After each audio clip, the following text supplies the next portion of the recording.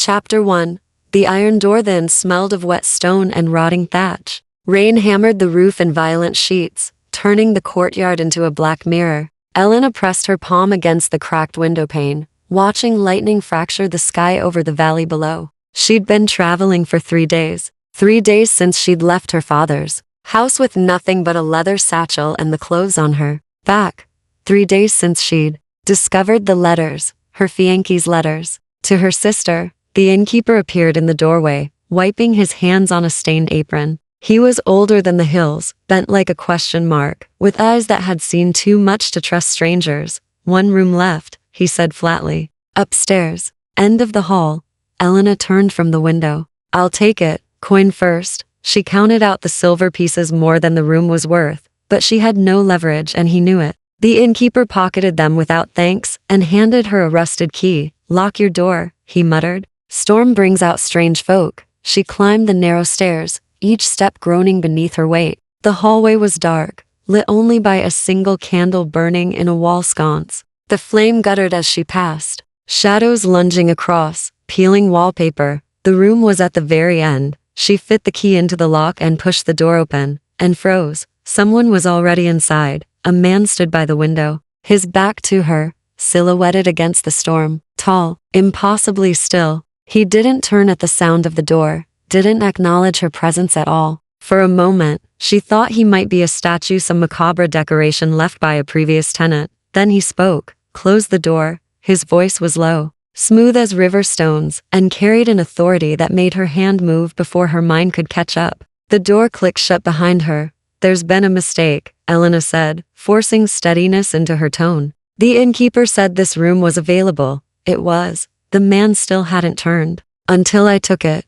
"Then you should be downstairs," correcting him. "I should." A pause. "But I'm not." Lightning flashed, and for half a heartbeat, she saw his reflection in the rain-streaked glass, sharp cheekbones, dark hair, eyes that caught the light like a predator's. Elena's hand found the door handle. "I'll find somewhere else you won't." He turned then finally, and the breath left her lungs. He was beautiful in the way cliffs were beautiful, dangerous, carved by time, impossible to look away from. His coat was black wool, immaculately tailored despite the storm. No mud on his boots, no rain in his hair, as if the weather itself had decided to leave him untouched. "There is nowhere else," he continued. "Not for 20 miles. Not in this storm. Then I'll sleep in the stables. You'll freeze. I'll manage." His eyes narrowed, pale gray, almost colorless. "Will you?" There was something wrong about him. She couldn't name it, couldn't point to a single detail that didn't belong, but every instinct she possessed was screaming at her to leave,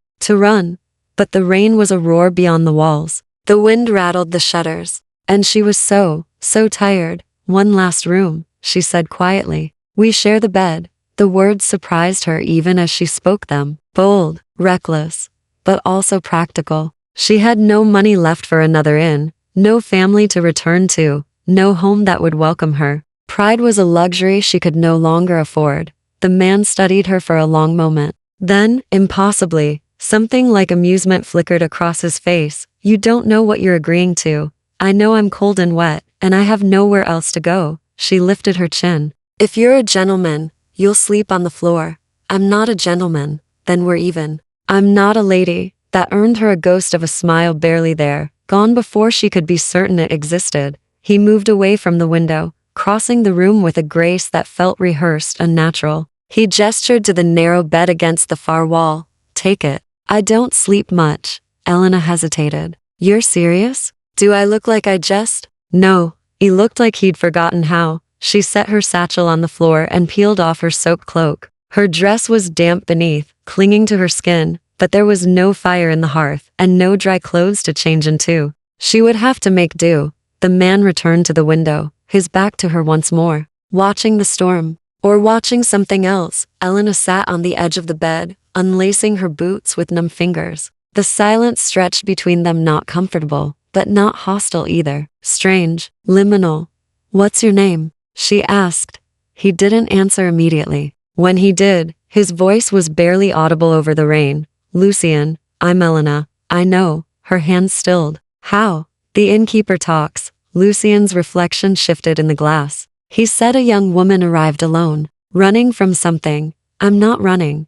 Then what do you call it? Elena didn't answer. Couldn't, because he was right. She lay down on the bed, still fully clothed, and pulled the thin blanket over herself. The mattress smelled of mildew and old sweat, but it was softer than the ground, warmer than the stables. She closed her eyes and tried to ignore the man at the window, who never seemed to breathe. Chapter 2.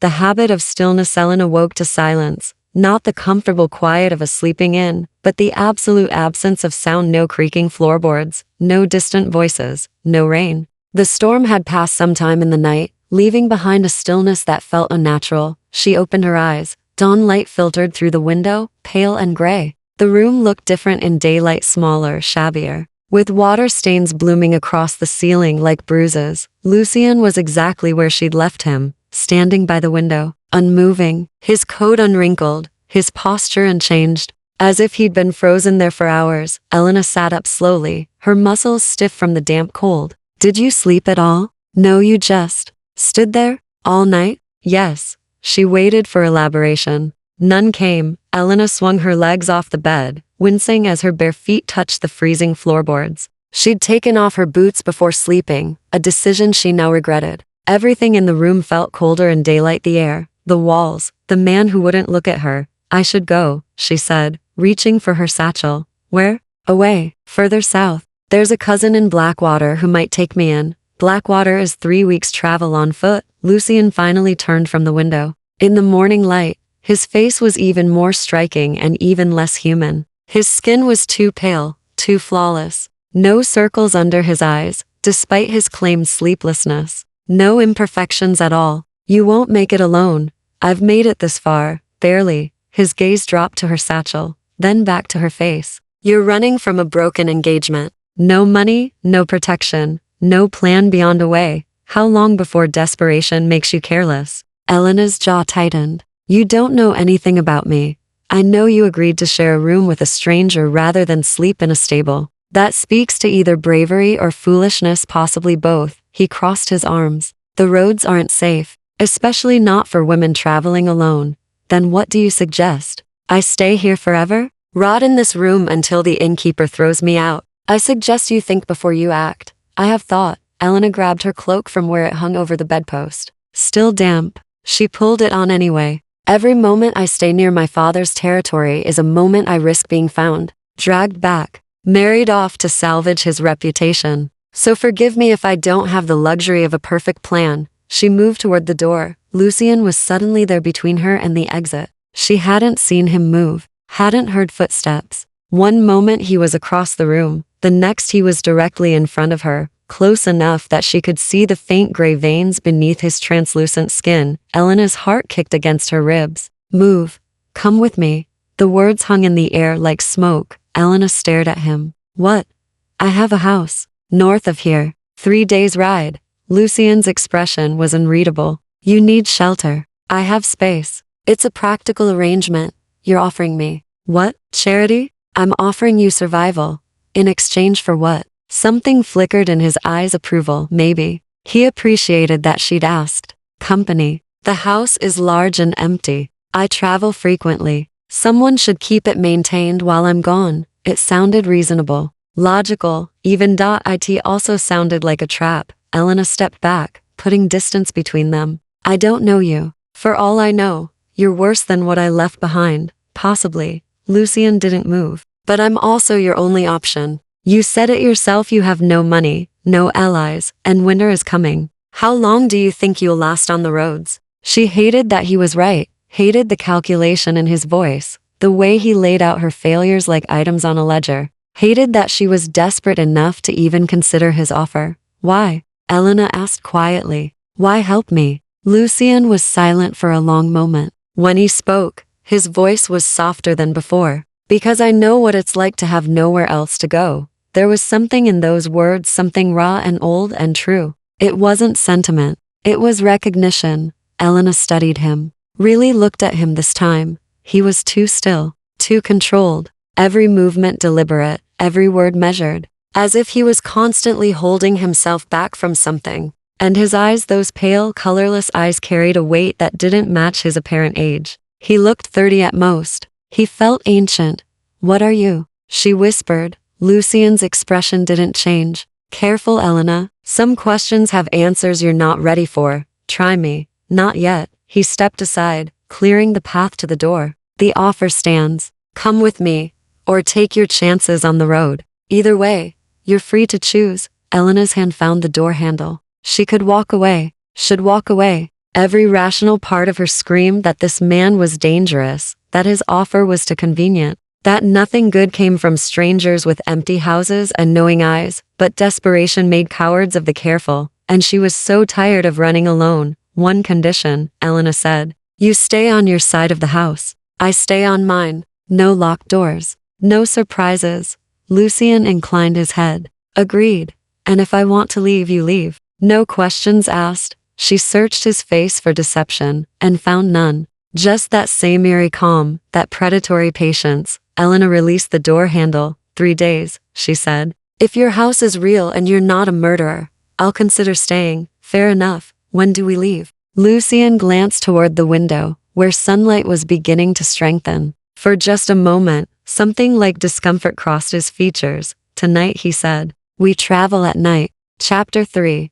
Night traveler. They left the inn after sunset. Elena had spent the day in restless half-sleep, listening to the sounds of the inn below, footsteps, voices, the clatter of dishes. Lucian had remained motionless by the window, a statue carved from shadow and stillness. He never ate, never drank, never seemed to need anything at all. When she'd asked if he was ill, he'd simply said, I'm managing, now. As they walked through the darkened forest road, Elena was beginning to understand that managing meant something entirely different for Lucian than it did for her. He moved through the night like he belonged to it, sure-footed despite the darkness, never stumbling over roots or stones. His eyes adjusted to the shadows instantly, while Elena had to squint and feel her way forward, one hand trailing along tree trunks for balance. How can you see? She asked after the third time she nearly twisted her ankle. Practice. That's not an answer. It's the only one you're getting tonight. They walked in silence for another mile. The forest pressed close on either side, dense and ancient. No moonlight penetrated the canopy. Only the faint glow of Lucian's lantern, which he held but never seemed to need, kept Elena from total blindness. She was beginning to regret her decision. Tell me about this house of yours, Elena said. If only to break the oppressive quiet. It's old, stone, built into a hillside. That's all. What else do you want to know? Is it furnished? Warm? Does it have a working kitchen? Yes to all three. Lucian paused, glancing back at her. Though I rarely use the kitchen. Why not? I don't cook. Everyone cooks. I don't. Elena frowned. Then what do you eat? Lucian's expression shuddered. I make arrangements. Another non-answer. She was collecting them like stones. They continued walking. The forest grew denser, the air colder. Elena pulled her cloak tighter, but the chill seemed to seep through fabric and skin alike, settling into her bones. Can we rest? She finally asked.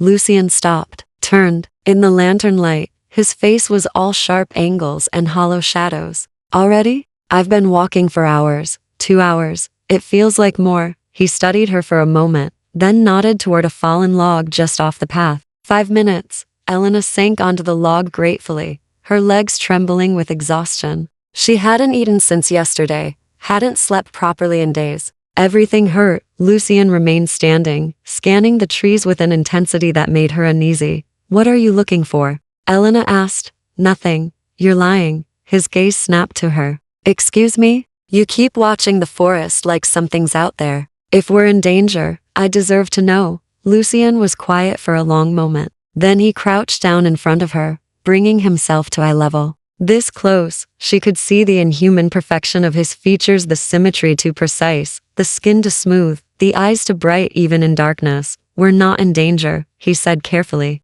But these roads aren't safe after dark. Bandits, wild animals, other things.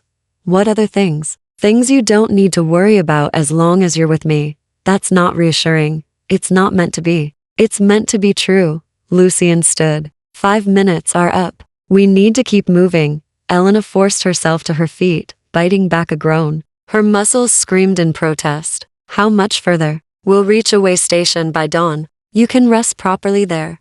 And you? I'll keep watch. Of course he would. They walked deeper into the forest. The trees grew stranger here, twisted, ancient, their branches forming archways overhead. Elena felt like she was descending into something, though the path remained level. You really don't sleep, do you? She said, after another stretch of silence. Not often. How is that possible? Some people need less sleep than others. No one needs no sleep. Lucian didn't respond. Elena stopped walking. I want the truth, not half answers or deflections. The truth. He turned slowly, and for the first time, she saw something like frustration in his expression. The truth isn't something you're ready for. Stop saying that. Stop treating me like I'm fragile. I'm treating you like you're human. The word landed like a stone. Elena stared at him. What? Lucian closed his eyes briefly, as if gathering patience. When he opened them again, they held a resigned weariness. I don't sleep because I don't need to. I don't eat because food doesn't sustain me. I travel at night because daylight is uncomfortable. Does that clarify things? Her mind raced, piecing together fragments: his stillness, his coldness, the way he moved without sound, the way he'd known her name before she'd given it. You're not human, she whispered. No, then what are you? Lucian held her gaze. The forest seemed to hold its breath around them. I'm what your grandmother warned you about in bedtime stories. What your village priest said didn't exist. What your fiancé would have locked the doors against. His voice was soft, almost gentle. I'm the reason travelers don't walk alone at night. Elena's heart hammered. She should run, should scream, should do anything except stand there staring at him. But she didn't move, because underneath the fear was something else, a strange, reckless curiosity. And the realization that she'd known, on some instinctive level, from the moment she'd seen him in that inn room. Vampire. She breathed. Lucian inclined his head. Yes. The word hung between them like a drawn blade. Are you going to hurt me? Elena asked. No. Are you going to feed on me? Not without permission. Is that supposed to comfort me? It's supposed to be honest. Lucian stepped closer. I offered you shelter because you needed it, and I have space. Nothing more. The arrangement stands, but now you know what I am. So the choice is yours: continue to my house, or I'll escort you back to the inn and you'll never see me again. Elena looked at him. Really looked. He could have killed her a dozen times already. Could have fed on her while she slept. Could have done anything at all. Instead, he'd offered her freedom. I'm staying, she said. Lucian's expression flickered surprise, perhaps. Why? Because a vampire who asks permission is still safer than the man my father wanted me to marry. Chapter 4.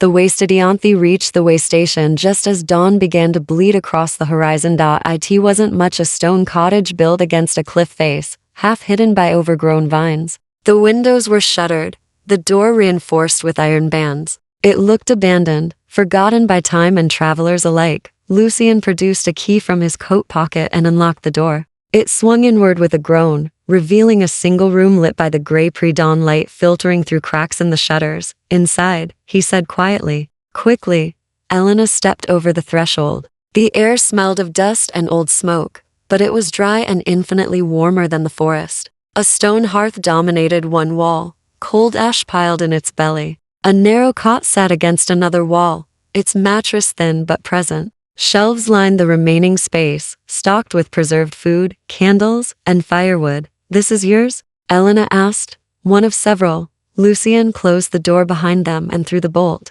His movements were swift, precise, almost urgent. There's a network of way stations between territories. Safe houses for those who need them. For vampires, you mean? Yes. He moved to the windows, checking each shutter, ensuring no light could penetrate. Elena watched him work, noting the tension in his shoulders, the way his hands moved with practiced efficiency. You're afraid of the sun, she observed. Afraid is the wrong word. Lucian tested the last shutter, then turned to face her. Sunlight is incompatible with my existence. Brief exposure causes pain. Prolonged exposure causes death. How prolonged? Minutes. Sometimes less, depending on the strength of the light. Elena processed this. So you're trapped here until nightfall? Yes. And if I wanted to leave? Walk back to the inn in daylight? I couldn't stop you.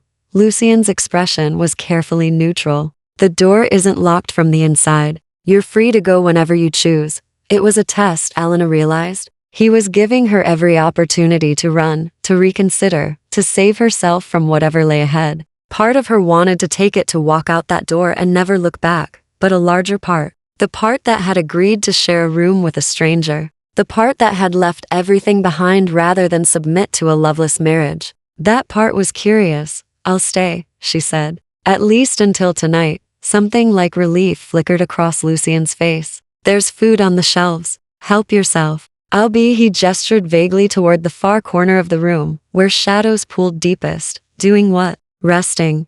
I thought you didn't sleep." "I don't, but daylight requires stillness, conservation." He moved toward the corner, then paused. "If you need anything, I may not respond immediately. Don't be alarmed."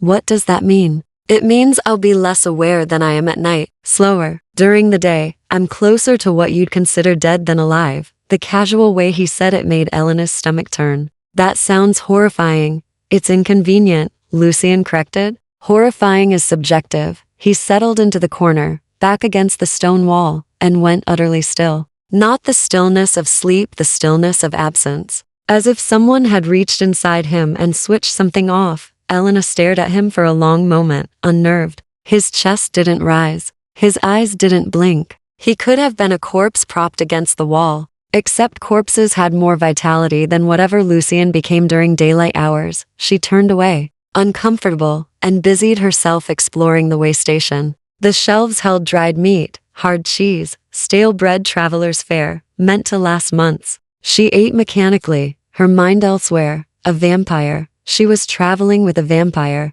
The word felt strange, even in her thoughts, like something from children's tales. Her grandmother had told her stories once, creatures that drank blood, that couldn't cross running water, that burned in sunlight and feared holy symbols. But Lucian didn't match the stories. He was controlled, cautious, almost courteous. He'd asked permission. He'd given her choices, and he'd called himself a monster without flinching. Elena finished eating and moved to the cot. Exhaustion pulled at her limbs, demanding rest. She lay down, pulling the thin blanket over herself, and closed her eyes. Sleep came quickly, heavy and dreamless. She woke to the sound of movement. The way station was dark now, the cracks in the shutters showing only night beyond. A candle burned on the shelf, casting warm light across the small space. Lucian stood by the door, no longer frozen against the wall. He looked different, more present, more real, as if the night had breathed life back into him. "How long did I sleep?" Elena asked, sitting up. 6 hours.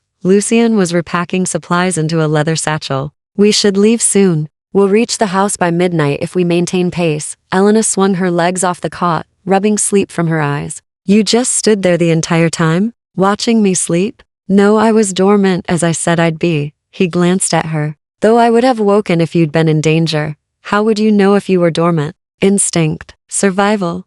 Lucian handed her a canteen. "Drink. We won't stop again until we arrive." Elena drank, the water, cold and metallic. "Can I ask you something?" "You can ask." "I may not answer." "Why do you have these way stations? This network? It seems organized, deliberate." Lucian was quiet for a moment, considering his words. "There are rules among my kind, territories, houses, politics." He shouldered the satchel. "These way stations exist because sometimes vampires need to move between territories without drawing attention. Or because they need to escape something." "Escape what?" "Other vampires, usually. We're not a unified people. There are factions, feuds, wars that have lasted centuries." His expression darkened. "The house I'm taking you to sits on contested ground. It's been mine for 200 years, but that doesn't mean others don't want it." Elena stood slowly. "You're saying we might not be safe there?" "I'm saying nowhere is truly safe. But it's safer than most places, and far safer than you'd be alone on the roads." Lucian opened the door, checking the darkness beyond. "Ready?" No, Elena thought. She wasn't ready. Wasn't ready for any of this. Not vampires, not ancient feuds, not the strange magnetic pull. She felt toward the creature standing in the doorway, but she picked up her satchel anyway. "Ready," she lied. They stepped into the night together, and the forest swallowed them whole. Chapter 5. House of Stone and Shadow. The house rose from the hillside like a sleeping beast. Elena saw it first as a darker shape against the dark sky, all sharp angles and stone towers. Windows like watching eyes. Ivy crawled up its walls, thick as rope, ancient as the foundation itself. It didn't look abandoned exactly. It looked waiting. "This is it?" she asked. "Yes." Lucian led her up a winding path, their footsteps crunching on gravel. Built in 1604, the original structure was smaller. I've added to it over the years. You built this? Parts of it.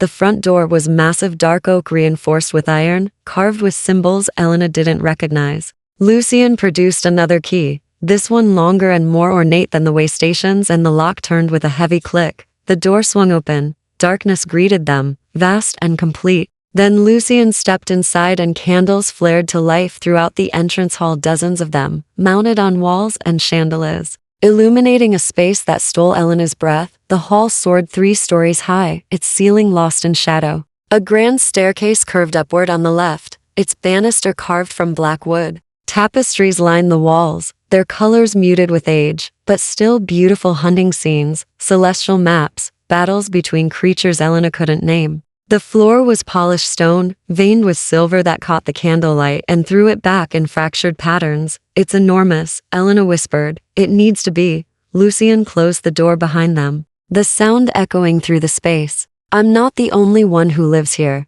Elena's head snapped toward him. What?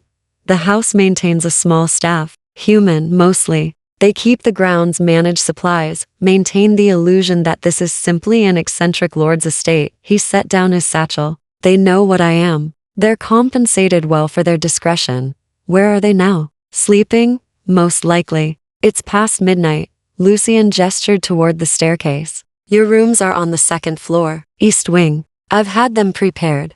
And you? West wing. Opposite side of the house, as agreed. He met her eyes. You'll have privacy, safety. I won't disturb you unless you ask. Elena nodded slowly, taking it all in. The grandeur of it. The careful distance he was already establishing. Part of her was relieved. Another part, smaller, more reckless, felt almost disappointed. I'll show you, Lucian said. He led her up the staircase, their shadows dancing along the walls. The 2nd floor hallway stretched in both directions, lined with doors and more tapestries. Lucian turned left, toward the east wing, and stopped before a door near the end. This is yours. He opened it. The room beyond was 3 times the size of any bedroom Elena had ever occupied. A 4-poster bed dominated the space, draped in deep blue silk. A fireplace stood cold but ready, logs stacked beside it. Windows tall, curtain looked out over what Elena assumed were gardens, though she could see nothing in the darkness. A writing desk, a wardrobe, a sitting area with velvet chairs. It was beautiful.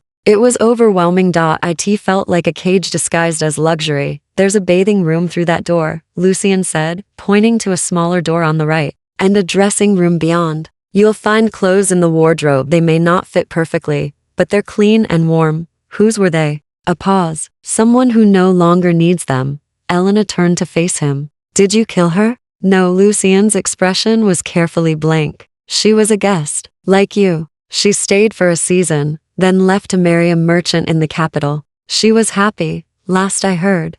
You keep track of your guests? I keep track of people who've shown me kindness. He stepped back into the hallway. There's a bell pull by the bed. If you need anything, ring it. Someone will come. Not you? Not unless you specifically ask for me. Elena studied him. He looked tired. She realized, not physically, but in some deeper way. As if the act of existing required more effort than he could sustain. Lucian, she said quietly, why did you really bring me here? He was silent for a long moment. When he spoke, his voice was softer than she'd ever heard it. Because this house is full of rooms and empty of life. Because I've spent 2 centuries surrounded by beauty. I can barely remember how to appreciate. Because when I saw you in that inn, desperate and defiant and refusing to break, he paused. I remembered what it felt like to want to survive. The honesty of it struck her like a physical blow. That's not an answer, Elena managed. That's just more loneliness. Perhaps they're the same thing. He turned to leave. Lucian, Elena called after him. He stopped, but didn't turn around. Thank you, she said. For the room. For not lying to me. For all of it.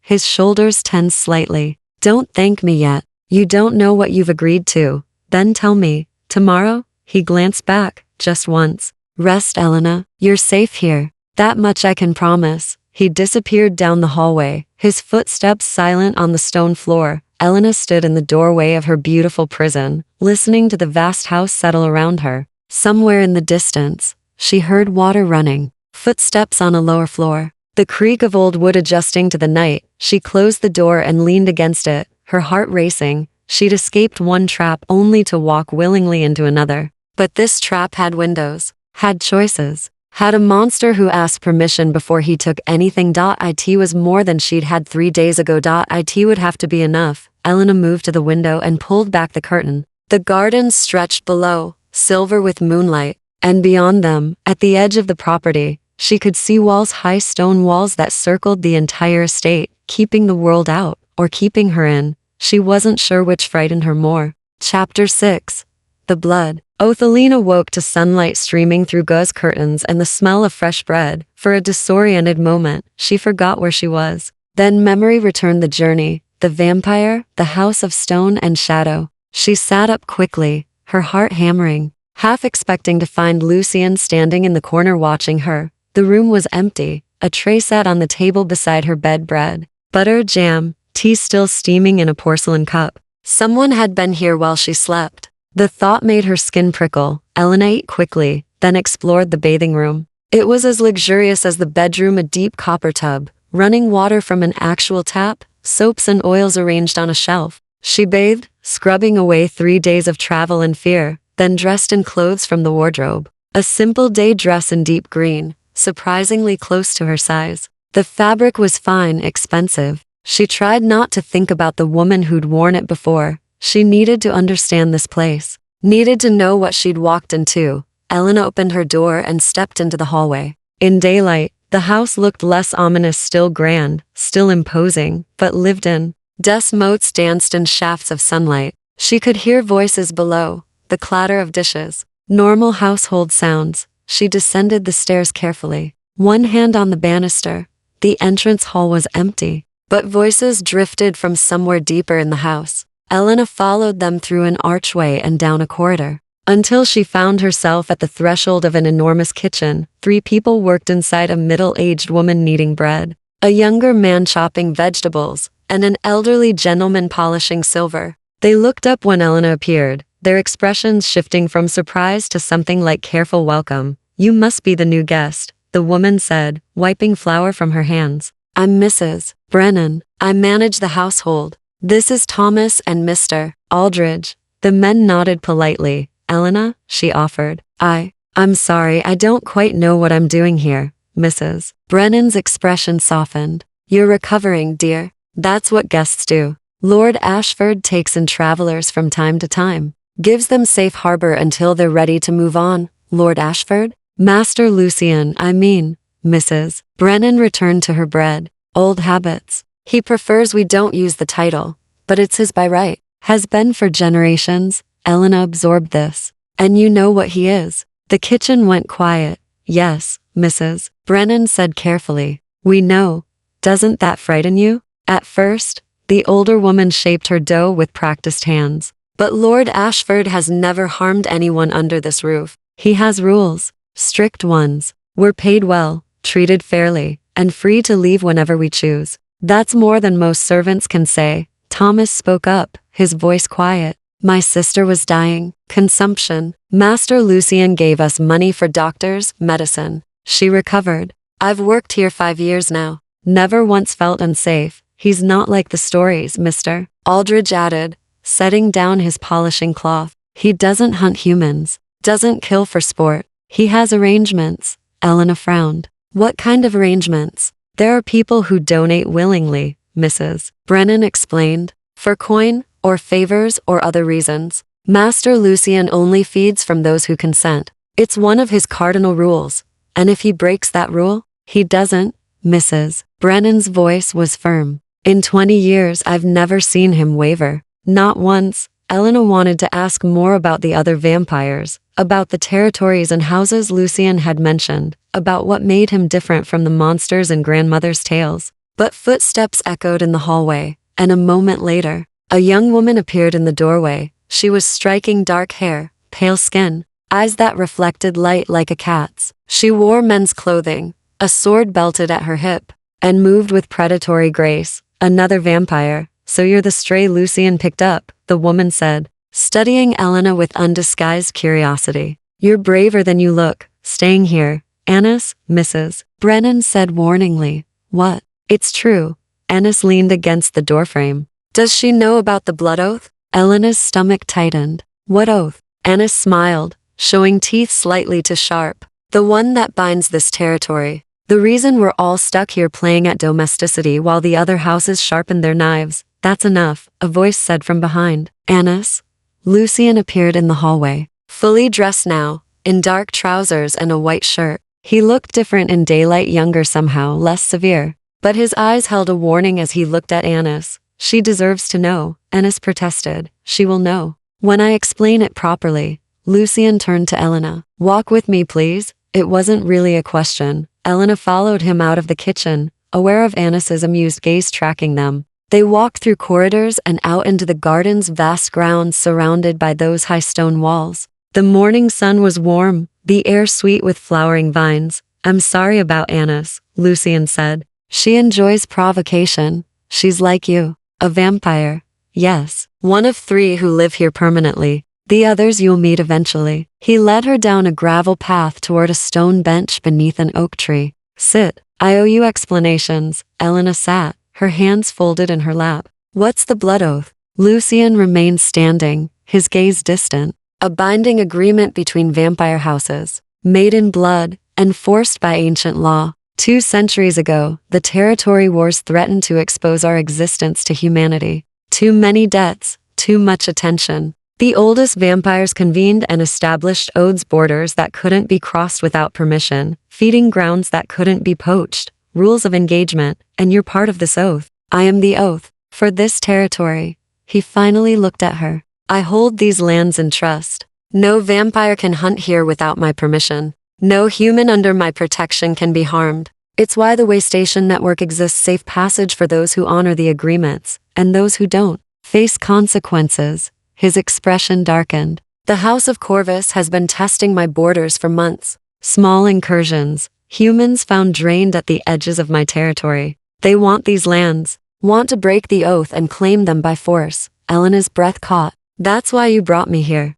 I'm not a guest. I'm bait. No, Lucian moved closer, crouching before her so they were eye level. You're here because I couldn't leave you on that road. But yes, Elena, you're in danger now. Being under my protection makes you a target for anyone who wants to hurt me. That's the truth. I should have told you before we left the inn. Then why didn't you? Because you would have refused to come. And because he stopped himself. Because what? Lucian's jaw tightened. Because I'm selfish enough to want you here anyway. Chapter 7. When the walls break, the attack came. 3 nights later, Elena woke to the sound of breaking glass and screaming. She bolted upright in bed, heart hammering, disoriented in the darkness. The house shuddered around her, not earthquake, but impact. Something hitting the walls with terrible force. She threw off the covers and ran to the window. The gardens were burning, flames licked up the hedges in unnatural patterns, too bright, too blue. Figures moved through the smoke, fast and human, their movements too fluid to be mortal. And at the edge of the property, beyond the walls, she could see more shapes gathering. Dozens of them. The House of Corvus had come. Elena's door burst open. Annis stood in the threshold, sword drawn, blood already streaking her face. Get dressed, she snapped. Now, we're moving you to the cellars. What's happening? What does it look like? We're under siege. Annis grabbed Elena's arm, hauling her away from the window. They breached the north wall. 6 vampires inside already. More coming. Lucian's buying us time, but we need to get you somewhere defensible. Elena yanked free, moving to the wardrobe. Give me a weapon. You're human. You'll die. Then I'll die fighting. Instead of cowering in a cellar like livestock, Elena pulled on the green dress, impractical for combat, but better than night clothes, and turned back to Annis. Give me a weapon, or I'll find one myself. Annis stared at her for a moment, then laughed sharp and humorless. You're insane. I like that. She pulled a dagger from her belt and tossed it to Elena. Silver-edged. Aim for the heart or throat. Anywhere else just makes them angry. The house shook again. Somewhere below, Mrs. Brennan was shouting orders, her voice cutting through chaos with practiced authority. Stay close, Annis commanded. Moving into the hallway, they ran through corridors filling with smoke. The staircase was chaos, Thomas herding 2 younger servants toward the cellars, Mr. Aldridge wielding a crossbow with surprising competence. The old man nodded at Elena as she passed, his expression grim but steady. East Wing's compromised, someone shouted.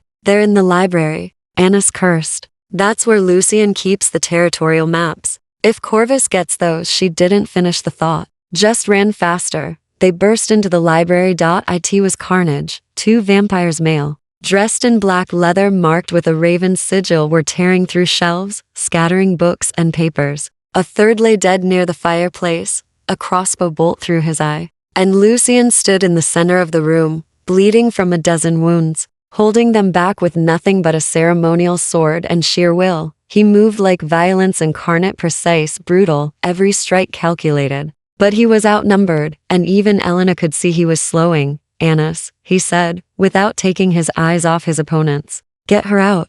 The maps are already destroyed. I burned them. Now get Elena to safety. One of the Corvus vampires laughed. So she is important. The rumors were true. The Lonely Lord has finally found a pet. Touch her and I'll make your death last week's. Lucian said quietly. The vampire lunged. What happened next was too fast to follow, bodies colliding. The sword singing through air, blood spraying across ancient tapestries. Lucian drove the blade through the vampire's chest and twisted. The creature screamed, a sound that rattled Elena's bones, then dissolved into ash. But the distraction cost him. The second vampire seized the opening, driving Lucian backward into a bookshelf. Wood splintered, books tumbled, and the vampire's hand closed around Lucian's throat. Elena moved without thinking. She crossed the room in 3 strides and drove Annis's dagger into the vampire's back. The silver burned on contact. She could smell it, acrid and wrong. The vampire howled and released Lucian, spinning toward her with eyes gone completely black. You little. Lucian caught the vampire's head and wrenched it sideways. The crack echoed through the library. The body crumpled, twitching, then stilled. Silence fell. Lucian turned to Elena, his expression caught between fury and something else. What were you thinking? I was thinking you were about to die. I'm already dead. You know what I mean. You could have been killed. You should have run. I'm tired of running. Elena's voice cracked. I'm tired of hiding and hoping someone else will save me. You gave me a choice, Lucian. You said I could stay, that I could be safe here. But safe doesn't mean useless. He stared at her, breathing hard, an unnecessary habit. She realized, something he did only when deeply unsettled. Blood dripped from wounds already beginning to close. You're impossible, he said finally. So I've been told. Annis cleared her throat. Touching, truly. But there are still hostiles in the house, and this is absolutely not the time for whatever this is. She was right. The sounds of combat echoed from other wings, shouts, breaking furniture, the distinctive whistle of crossbow bolts. The attack wasn't over. Lucian straightened, retrieving his sword. How many breached the walls? At least 12. Maybe more. Annis moved to the window, peering out. They're not trying to kill us. They're testing defenses, looking for weaknesses. Then they found one. Lucian's jaw tightened. They know about Elena. They know she matters. Does she? Annis asked. Or are we just letting them think she does? What's the difference? Intent versus perception. If Corvus believes she's leverage, they'll keep coming. But if she's actually important to you, Annis trailed off meaningfully. Lucian didn't answer. Instead, he turned to Elena. The cellars. Now, that's not a request. I'm not leaving you two. You're human. You heal slowly, die permanently. He gripped her shoulders, his touch surprisingly gentle despite the urgency. I've survived 2 centuries of vampire politics. I'll survive tonight, but I can't focus if I'm worried about you bleeding out in some hallway. Please, Elena, go. The plea in his voice broke something in her resistance. Fine, she whispered. But you come back. You don't get to save me just to die protecting your territorial maps. The maps are gone. You're not. His thumb brushed her cheek, leaving a streak of blood, his or someone else's, she couldn't tell. That's all that matters. Annis grabbed Elena's wrist. Come on, before I vomit from all this tenderness. They ran. Behind them, Elena heard Lucian's sword sing again, heard his voice raised in challenge. She didn't look back. She couldn't, because looking back meant admitting how much she wanted to stay. Chapter 8. Aftermath. And ash cellars smelled of earth and old wine. Elena sat on a barrel in the corner, Annis's dagger still clutched in her hand, listening to the sounds of battle fade above. Mrs. Brennan tended to Thomas's wounds, a deep gash across his arm from a Corvus vampire who'd cornered him in the pantry. The younger servants huddled together near the far wall, silent and wide-eyed. How long do we wait? Elena asked. Until Lucian or Mr. Aldridge comes for us, Mrs. Brennan said, wrapping Thomas's arm with practiced efficiency. Or until dawn. Whichever comes first. Dawn is 2 hours away, Anna said, from her position by the cellar door. She was listening, head tilted, tracking sounds Elena couldn't hear. The Corvus vampires will retreat before then. They're not stupid enough to be caught in hostile territory when the sun rises. And if Lucian doesn't come? Annis's expression darkened. Then we have bigger problems than a siege. Silence settled over them, heavy and suffocating. Elena couldn't stop replaying the library, the violence, the blood, the way Lucian had moved like death itself. She'd stabbed a vampire, actually driven silver into undead flesh. Her hands should be shaking. She should be horrified. Instead, she felt oddly calm. Maybe she was in shock. Or maybe she'd simply run out of fear to give. Footsteps sounded on the stairs above, careful, measured. Annis's hand went to her sword. The door opened. Lucian stood in the threshold, covered in blood and ash, his white shirt torn to ribbons. His wounds had closed, but slowly pale scars still visible across his chest and arms. He looked exhausted in a way that went beyond physical injury. It's over, he said quietly. They've withdrawn. Mrs. Brennan released a breath. Casualties? 2 staff injured, Thomas and one of the stable hands. No deaths on our side. Lucian's gaze found Elena. 3 Corvus vampires destroyed. The rest fled when they realized they couldn't breach the inner sanctum. They'll be back, Anna said flatly. Yes, but not tonight. Lucian stepped aside, gesturing for them to exit. Come, the house is secure. They filed up the stairs slowly. The servants dispersed to assess damage and begin repairs. Annis disappeared with a muttered comment about checking the perimeter, and Elena found herself alone with Lucian in the destroyed library. Dawnlight was beginning to seep through the broken windows. Lucian noticed, his expression tightening, and moved away from the glass. You should rest, he said. So should you. I'll be dormant soon regardless. Daylight is insistent. Elena looked around at the carnage, books scattered, shelves destroyed, blood soaking into expensive carpets. This is my fault. No, they came because of me. Because I matter to you.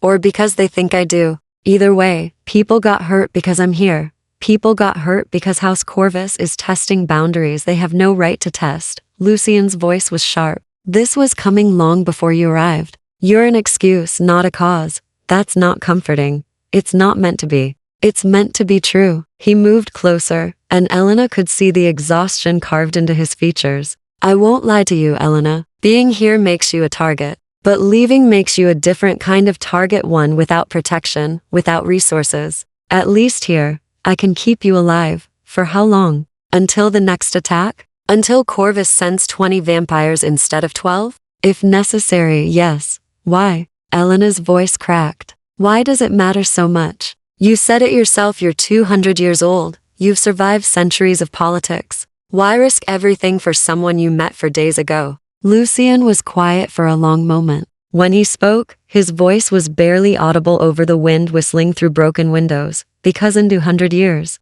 I've forgotten what it feels like to want to protect something rather than simply possess it. Because you looked at me in that inn and saw a man before you saw a monster. Because when you stabbed that vampire tonight, you didn't hesitate, you just acted. Because someone you barely know was in danger. He paused. Because you make me remember what it was like to be human. The honesty of it hit Elena like a physical blow. I'm not some redemption project, she said weakly. I know. You're a stubborn, reckless woman who makes terrible decisions and refuses to be saved. Something almost like a smile flickered across his face. You're also the first person in decades who's treated me like I'm capable of being more than what I am. You're more than what you are. Am I? Lucian looked down at his blood-stained hands. I killed 3 people tonight. Turned them to ash without hesitation. Does that seem like more to you? You killed 3 vampires who were trying to murder your household. That's not the same thing. Elena stepped closer, though every survival instinct she possessed screamed at her to maintain distance. You have rules, Lucian. You ask permission. You give people choices. You protect humans when you could easily prey on them. That matters. Does it? Or am I just a monster with better manners? Stop it. Elena's voice was fierce now. Stop trying to convince me you're irredeemable. I've met actual monsters, human ones. My father sold me to a man who wrote love letters to my sister while planning our wedding. My fiancé smiled to my face while scheming behind my back. They were warm-blooded, daylight-walking, supposedly civilized men. And they were crueler than you could ever be. Lucian stared at her. You don't know what I'm capable of. Then show me. Stop hiding behind warnings and half-truths. If you want me to fear you, Lucian, you'll have to try harder. The silence stretched between them, taut as a drawn bowstring. Then Lucian laughed short, sharp, completely unexpected. You're going to be the death of me. You're already dead. Precisely my point. But he was smiling now, genuine and unguarded. It transformed his entire face, made him look young and almost mortal. Dawn light strengthened beyond the windows. Lucian's smile faded, replaced by a grimace of discomfort. I need to go, he said. The sun, I know. Go. Elena stepped back, giving him space. Sleep. Or whatever it is you do. I'll be here when you wake. Promise? The vulnerability in that single word nearly broke her. Promise, Elena whispered. Lucian nodded once, then disappeared into the shadowed hallway, fleeing the light that would destroy him, and Elena stood alone in the ruined library, surrounded by ash and blood and the growing certainty that she was falling for something she could never truly have. Chapter 9.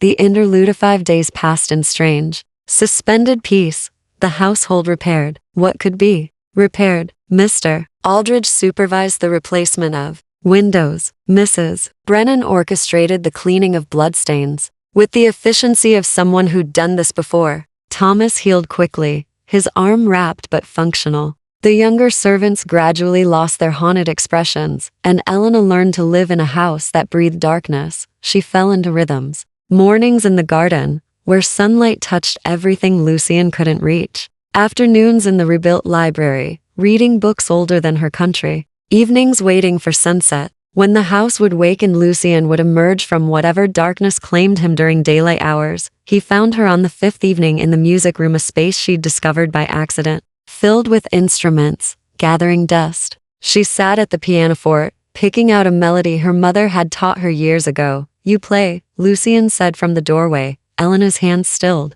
Badly. I'm out of practice. It sounded lovely. You're being kind. I'm being honest. There's a difference. He entered the room, moving to stand beside the instrument. He looked better than he had after the siege wounds fully healed. Color returned to his skin. He wore simple clothes tonight, just dark trousers and a loose shirt, almost human. May I? Elena slid over on the bench, making room. Lucian sat beside her, close enough that she could feel the cold radiating from his skin. He placed his fingers on the keys, long, pale fingers that had killed 3 vampires 5 nights ago. Now they moved with delicate precision, drawing out a melody Elena didn't recognize. It was beautiful, haunting and old, and somehow sad. What is that? She asked when the last note faded. Something I wrote a long time ago. Lucian's hands remained on the keys. 1756. I was different then. Still believed music could save things. What changed?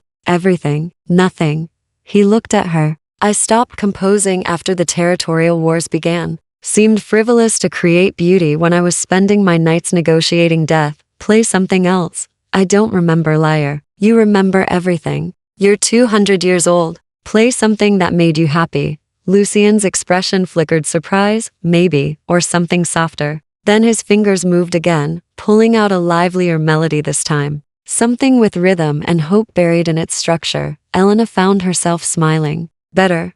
You're a demanding audience. You need one. They sat in companionable silence after the music faded. Outside, night deepened over the gardens. The house settled around them, familiar creaks and whispers. Tell me about the rules, Elena said suddenly. Lucian raised an eyebrow. Which rules? Vampire rules. You mentioned feeding ethics, house politics, blood oaths. I want to understand how your world works. Why? Because I'm living in it now. Whether I meant to or not. She turned to face him fully. And because you keep things from me. Not out of cruelty, but protection. I'm tired of being protected from the truth. Lucian studied her for a long moment. Then he nodded. Very well. What do you want to know? Everything. Start with feeding. He leaned back, considering his words. Vampires require blood to survive. Human blood is most potent, though animal blood can sustain us in emergencies barely. We need to feed every few days, more often if injured or exerting ourselves significantly, like during a siege. Yes, Lucien's jaw tightened.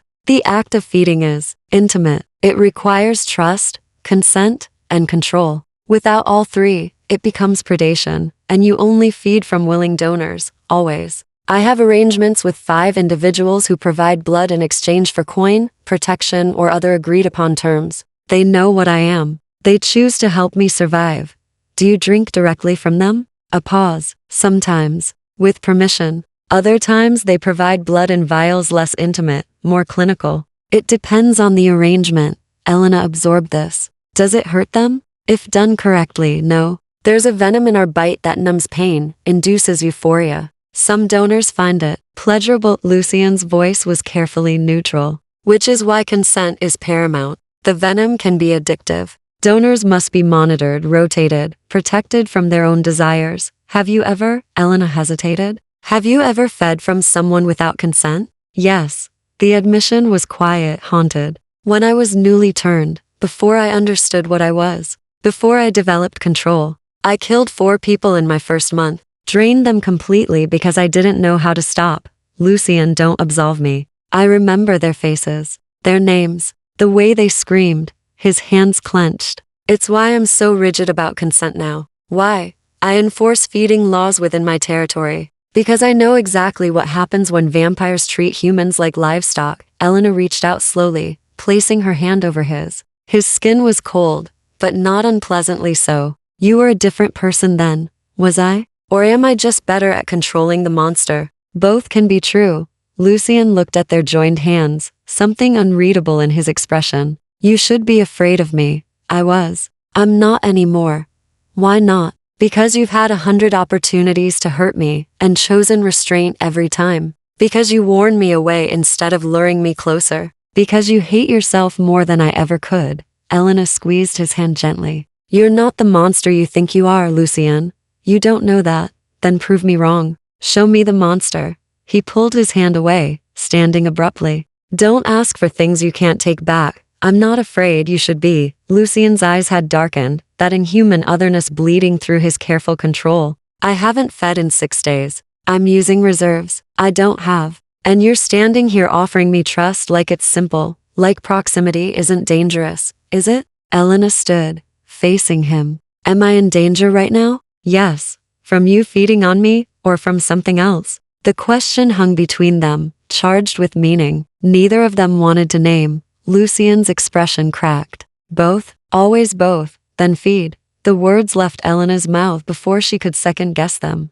You need blood. I'm offering. With full consent. Elena, you said it yourself, willing donors provide for you. I'm willing. I'm here. And I trust you not to hurt me. Trust is different from wisdom. Maybe. But I'm tired of being wise. Wisdom kept me trapped in my father's house. Wisdom would have married me to a liar. Elena stepped closer. You've given me freedom, Lucien. Let me give you something in return. You don't know what you're offering. Then teach me. Lucien stood frozen, visibly warring with himself. Want and restraint, hunger and honor, all fighting behind his eyes. Finally, he spoke. Not tonight. Not like this. When I'm starving and you're vulnerable. If you still want to offer tomorrow, after you've had time to reconsider. He turned away. Ask me again tomorrow. If you're certain. He left the music room quickly, before she could respond, and Elena stood alone, her pulse racing, wondering if she'd just made the bravest or most foolish decision of her life. Chapter 10. The Coasiana didn't sleep that night. She lay in her enormous bed, watching moonlight crawl across the ceiling, replaying her offer 1,000 times. Feed from me. The words felt reckless in hindsight, charged with implications she was only beginning to understand, but she didn't regret them. When dawn came, she dressed carefully, the green dress again, the one that had survived the siege. She brushed her hair, washed her face, ate breakfast mechanically, while Mrs. Brennan chatted about garden repairs. The normalcy of it felt surreal. By the time sunset arrived, Elena's nerves were singing. She found Lucien in his study, a room she'd never entered before. It was smaller than the library, more intimate, lined with maps and ledgers. He stood at the window, watching darkness claim the gardens, his back to the door. You came, he said, without turning. I said I would. People say many things. Few follow through. He turned slowly, and Elena saw the tension in every line of his body. Have you reconsidered? No, Elena, I've thought about nothing else for 16 hours, she interrupted. I understand what I'm offering. I understand the risks, the intimacy, the potential for addiction. Mrs. Brennan explained the venom when I asked her this morning. I'm not walking into this blind. Lucian's expression flickered. You asked Mrs. Brennan? I wanted information from someone who wasn't trying to protect me from myself. Elena stepped into the study, closing the door behind her. She said you're meticulous about donor care, that you've never harmed anyone under this roof, that your control is legendary among vampires. Mrs. Brennan has too much faith in me, or you have too little faith in yourself. Elena moved closer. I'm not asking you to drain me. I'm offering you what you need to heal properly, to maintain your strength. You've been running on empty since the siege. I can see it the way you move slower, the way your wounds healed incompletely. You're starving yourself rather than risk losing control around me, because losing control around you would be unforgivable. Then don't lose control. You've managed it for decades with other donors. Why would I be different? Lucian's jaw tightened. Because the others don't matter to me. The admission landed like a stone in still water, ripples spreading outward into dangerous territory. I matter to you, Elena said softly. Yes. Since when? Since you agreed to share a room with a stranger rather than sleep in a stable. Since you stabbed a vampire to save me. Since you sat at that pianoforte and demanded I play something happy. Lucian's voice was rough. Since you looked at me like I was worth saving. Elena's heart hammered. And that makes feeding from me dangerous? It makes everything dangerous. Feeding, proximity, caring, all of it becomes complicated when emotions are involved. He ran a hand through his dark hair, frustrated. The venom intensifies what you already feel. If there's attraction, it magnifies it. If there's trust, it deepens it. And if there's already something between us, then we'll deal with it, Elena finished. Together, like adults. You're so certain. I'm terrified, she admitted. But I'm certain anyway. Lucian stared at her for a long moment. Then he moved to the door and locked it, not to trap her, Elena understood, but to ensure privacy. When he turned back, his expression had shifted into something more serious, almost ceremonial. If we do this, we do it properly, he said, with rules and boundaries. You say stop. I stop immediately. No exceptions. You feel dizzy or faint. You tell me. Afterward, you rest and eat. Mrs. Brennan will have food prepared. And this doesn't obligate you to anything. Not more feedings, not staying here, not, he paused. Not whatever else might exist between us. Agreed, Elena said. But Lucian? Yes? Stop stalling. Something like a smile ghosted across his face. Come here. Elena crossed to where he stood by the desk. He guided her to sit on its edge, positioning himself in front of her. This close, she could see the hunger in his eyes, carefully controlled but undeniably present. This will be easier if you're relaxed, Lucian said quietly. The venom works faster when your heartbeat is steady. My heartbeat is anything but steady. I noticed. He cupped her face gently, his thumb brushing her cheek. Look at me, Elena. Not at my teeth. Not at your fears. Just at me. She met his eyes, those pale gray eyes that had seen 2 centuries of darkness. There was want there, yes, but also tenderness, care, something that felt dangerously close to devotion. I trust you, Elena whispered. Then close your eyes. She did. Lucian's hand slid to the back of her neck, supporting her. She felt his breath cool, unnecessary against her throat. Then the pressure of his mouth, lips surprisingly soft. A gentle kiss against her pulse point. Then teeth. The pain was sharp and immediate, there and gone in the same heartbeat. The venom flooded her system like liquid warmth, spreading from the bite outward. Her muscles went slack. Her head tilted back against Lucian's palm. Cradled there with infinite care. The sensation was unlike anything she'd experienced, not quite pleasure, not quite pain, but something in between, intimate, overwhelming. She felt Lucian's careful control in every measured draw, felt the restraint it cost him to take only what he needed. Time became elastic. Seconds or minutes or hours, Elena couldn't tell. Then Lucian pulled back, his hand still supporting her neck. Elena opened her eyes slowly. The room spun gently. Lucian's face was flushed, the only color she'd ever seen in his pale skin, stolen from her veins. His eyes were brighter, clearer, more alive. "How do you feel?" he asked, his voice rough. "Like I'm floating. That's the venom. It'll fade." He helped her sit up fully, producing a handkerchief to press against her neck. "Hold this. The bleeding will stop soon." Elena held the cloth, her other hand reaching up to touch his face. His skin was warmer now, almost human. "You look better. I feel better. You gave me," he stopped himself. "What?" "More than blood," Lucian admitted. "You gave me hope that this, whatever this is, might be possible." Elena smiled, still dizzy. "What is this?" "I don't know. Something unprecedented. Something dangerous." He leaned his forehead against hers. "Something worth protecting." "Then protect it," Elena whispered. "Protect us." "Against House Corvus?" "Against every vampire who'll see you as leverage." "Against everything." Lucian pulled back enough to meet her eyes. "That's a war, Elena. Are you ready for that?" She thought of her father's house, her faithless fiancé, the life of quiet desperation she'd escaped. Then she thought of this house, this impossible vampire, this strange new freedom she'd found in darkness. "I've been fighting my whole life," Elena said. "At least now I'm fighting for something I choose."